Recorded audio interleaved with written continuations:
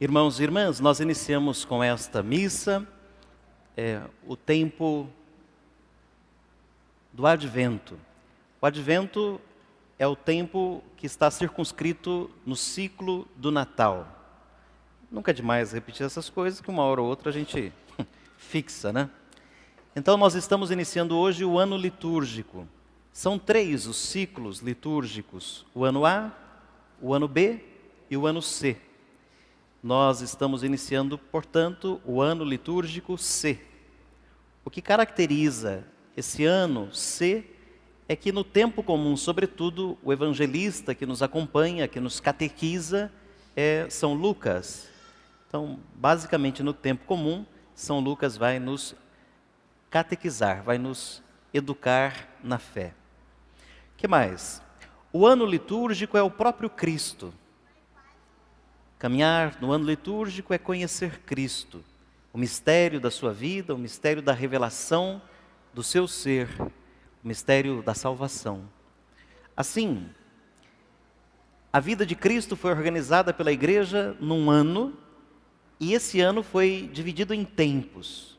O principal tempo do ano litúrgico é a Páscoa. A principal celebração do ano é a Páscoa. Tanto é assim que cada missa que a gente celebra, que é a única missa, mas cada missa é o único sacrifício do Senhor. Cada missa que a gente celebra é a celebração da Páscoa. Portanto, a cada domingo, por isso a gente tem que vir aos domingos à igreja, a cada domingo nós celebramos a Páscoa semanal e temos a Páscoa anual. Quando a festa é muito grande, tem bastante preparação e depois tem bastante repercussão. A festa da Páscoa é mais importante. Portanto, a preparação dela chama-se Quaresma. A repercussão dela, tempo pascal, 50 dias. A segunda celebração mais importante do ano, digamos assim, é o Natal. É o Natal. Pela manhã conversava com as crianças, e os adultos estavam ouvindo a minha conversa com as crianças. Lembrava que, por mais que a gente diga que o Natal, pedagogicamente, é o aniversário de Jesus, não é verdade, né? Natal não é o aniversário de Jesus. Mas se falar para as crianças, tal, não tem problema nenhum, não vai afetar em nada a vida da gente. Nós não sabemos quando efetivamente ele nasceu, mas não tem problema nenhum. O que é então que a gente celebra no Natal? A gente celebra a encarnação do Verbo de Deus na história humana. A gente celebra o mistério da nossa salvação. Deus deixou o céu, esvaziou-se de si e encheu-se da nossa humanidade. E Ele se submeteu tanto à sua criatura, que podia ter vindo de qualquer modo, né, espetaculoso, como uma estrela, mas Ele nasceu como a gente. Foi fecundado no ventre de uma mulher, passou lá um tempo naquele ventre e depois nasceu. Diz a palavra que Jesus é igual a nós em tudo, menos no pecado. Então o que nós celebramos no Natal é o mistério da salvação, da encarnação do Filho de Deus, que também é Deus, na história humana. E o tempo do Advento que nos prepara para o Natal, ele quer simbolizar um tempo de chegada. A palavra advento é chegada, mas ao mesmo tempo é meio muito tempo para uma frase só, né? Mas tudo bem, agora já falei mais tempo nessa frase, estou perdendo tempo falando tanta coisa, né? Mas o tempo do advento é, portanto, um tempo de chegada. Ele está chegando, está chegando. As que estão grávidas estão num tempo de advento, está chegando a hora, o nascimento do seu filho. Aquele que está prestes a se formar na faculdade, na escola, está num tempo de advento, está chegando o momento. Então estamos num tempo de chegada, que é também um tempo de espera. Nós estamos esperando essa chegada. Quem espera a chegada, qualquer chegada, se prepara. Quem não espera, não se prepara. Se a gente espera uma visita, a gente se prepara psicologicamente, prepara a casa, prepara um roteiro para a chegada desse alguém. Se a gente não espera e a pessoa chega, é como um assaltante, né? Nos pega de calças curtas, como costumamos dizer. Portanto, voltando, o advento é um tempo de preparação, um tempo de expectativa, um tempo de espera. Outra palavra nessa mesma linha, é um tempo de esperança. Esperamos o Salvador, o cumprimento da promessa de Deus. Agora, o tempo do advento se divide em duas partes. Hoje a conversa está meio catequética, né? Cheia de informações. Duas partes. Os 2 primeiros domingos do tempo do advento nos fazem olhar para a segunda volta de Jesus. Ele vai voltar. Ele vai voltar. Nós nos preparamos para essa outra volta, definitiva volta do Senhor. E nos outros 2 domingos, o terceiro e o quarto, nós nos preparamos para o evento acontecido há 2000 anos passados, que é o nascimento de Jesus, lá na região da Palestina. Nós contemplamos aquela cena que São Francisco de Assis, de alguma forma, imortalizou no presépio.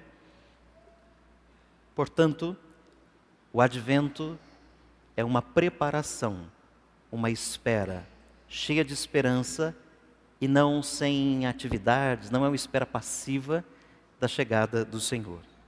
O Senhor, Ele veio na história, na carne. O Senhor vem todos os dias ao nosso encontro. Todos os dias Ele vem ao nosso encontro. Vem nas pessoas, vem no nosso momento de oração, vem pelo Seu Espírito. Ele vem pela Sua palavra. Ele veio na carne. Ele vem todos os dias. A gente precisa reconhecê-lo. E Ele virá uma outra vez. Será o juízo final. Então essas 3 palavras, 3 verbos, ou 3 tempos do mesmo verbo, nos ajudam também a viver o advento. Jesus, o Salvador, veio, Ele vem e Ele virá. Ele veio, Ele vem e Ele virá. Uma recomendação hoje, 2, que podem servir assim para a gente se preparar também. Uma, da carta de São Paulo aos Tessalonicenses. A carta de São Paulo aos Tessalonicenses é o escrito mais antigo do Novo Testamento. Foi a primeira carta, primeiro livro da Bíblia do Novo Testamento a ser escrito. Foi escrito no ano 50. Então a história toda estava muito fresquinha. São Paulo tinha até a ideia de que Jesus ia voltar bem logo, era iminente a volta dele. E a gente está esperando no tempo há 2000 anos, né? Mas está perto, cada vez mais perto. Cronologicamente a gente não sabe quando se dará. Mas ele então esperava e dizia aos Tessalonicenses, a comunidade que ele fundou, que o Senhor confirmasse o coração deles na santidade sem defeito aos olhos de Deus. Esse Deus que cumpre a sua palavra. Esse Deus que no dia da vinda de nosso Senhor Jesus Cristo vai se manifestar e santificar os seus. E ele diz, serve para a gente. Vocês aprenderam de nós como vocês deveriam viver para agradar a Deus. E vocês já estão fazendo isso. A expressão para a gente guardar, fazei progressos ainda maiores. Continuem progredindo. Não parem, continuem progredindo. Se você chegou num ponto, continue progredindo. Se a família vai bem, continue progredindo. Se a família não vai bem, continue progredindo para que ela fique bem. Se a sua vida caridosa, generosa, existe, progrida um pouco mais. É preciso que ela aumente um pouco mais, que ela cresça um pouco mais. Se você já costuma rezar, não precisa rezar mais tempo, mas precisa rezar com mais qualidade. Chega uma hora que a nossa oração, ela dispensa palavras. A gente conversa com Deus, mas ela dispensa palavras. É uma troca de olhares. É uma conversa de coração para coração. É um encontro de 2 amigos que se amam. Portanto, não é a multiplicação das palavras, mas é a presença com qualidade diante do Senhor.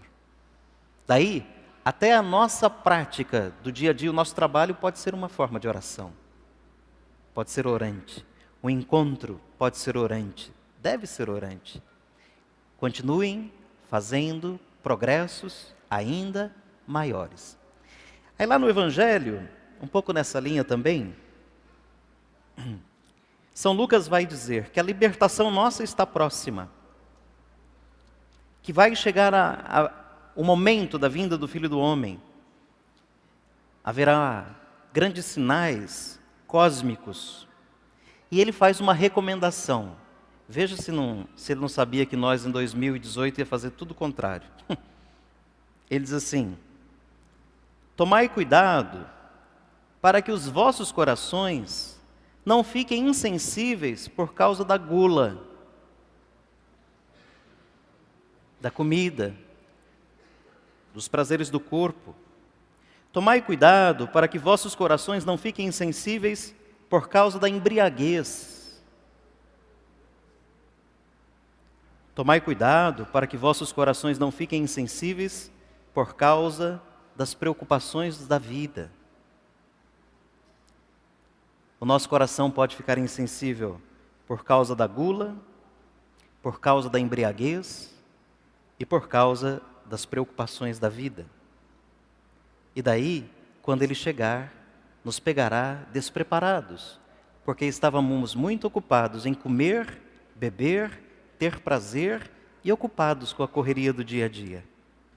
Outro dia eu já disse aqui, mas talvez caiba hoje de novo.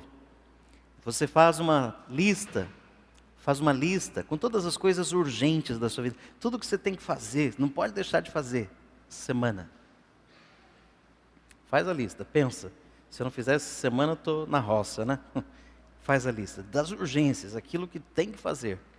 Aí tudo bem. É só um exercício, viu, gente? Tem gente que tem medo até de fazer um exercício imaginativo. Aí, olha a sua lista, confere se é isso mesmo. Depois de conferida a lista das urgências que você tem que realizar, você pensa assim: semana que vem nessa hora, eu estarei morto. Morto mesmo, morrer. Estarei morto. Aí olha de novo para a sua lista de urgências. Se elas, de fato, as urgências, são tão urgentes assim. Às vezes a gente se deixa envolver, engalfinhar pelas preocupações da vida de um jeito tão poderoso que nem tempo a gente tem para respirar, nem para celebrar as conquistas que a gente fez. Daí, de tarde, ao invés de voltar celebrando todas as coisas boas que fez, a gente volta chorando as duas que não deu conta de fazer.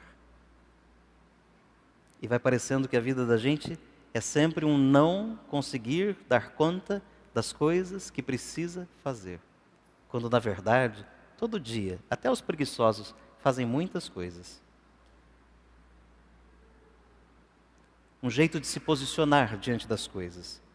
E eu brinquei que São Lucas conhecia a gente, porque pensando no Natal, quais são as primeiras coisas? É rezar sempre, como ele diz? Ou é matar o peru? O peru já não mata mais, porque já compra pronto, né? O porquinho que está engordando desde não sei quando, né? O franguinho com a farofa, se vai almoçar na casa de cá ou na casa de lá. Preocupar-se se nós vamos rezar juntos em família, não sei quantos fazem. Mas com as comidas, as bebidas. Ah, vem aquele que é chato, eu vou precisar comprar esse, senão ele vai sair falando mal. Olha.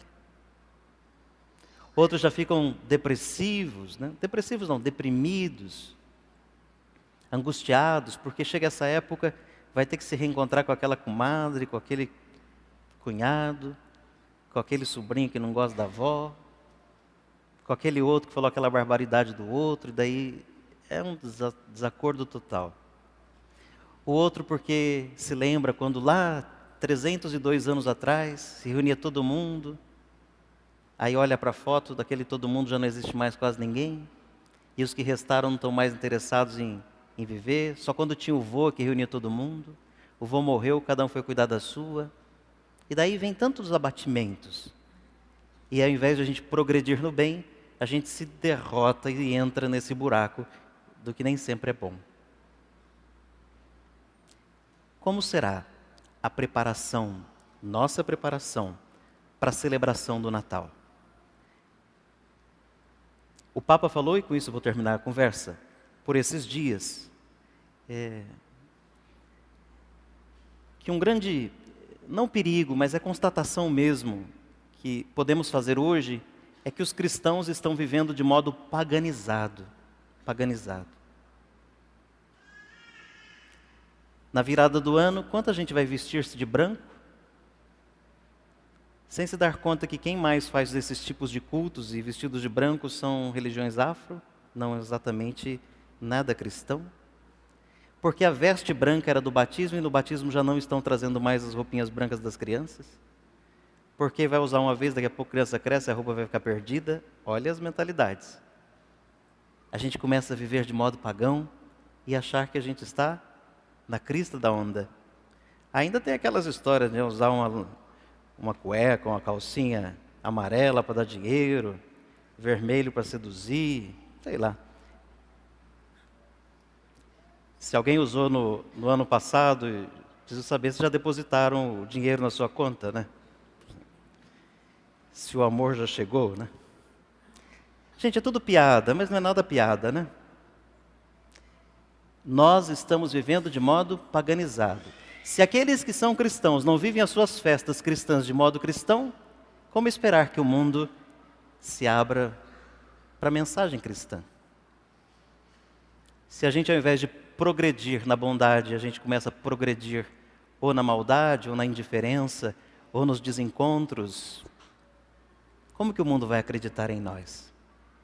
Como que o mundo vai acreditar que o Cristo está vivo e que Ele é amor? Continuem progredindo. E cuidado, para que o coração de vocês não fiquem insensíveis. Falo aqui vocês, mas o meu também pode ficar insensível tanto quanto ou mais que o de vocês. Que o Senhor nos ajude a bem vivermos esse tempo do advento, de alegre expectativa da chegada do Salvador. Louvado seja nosso Senhor Jesus Cristo.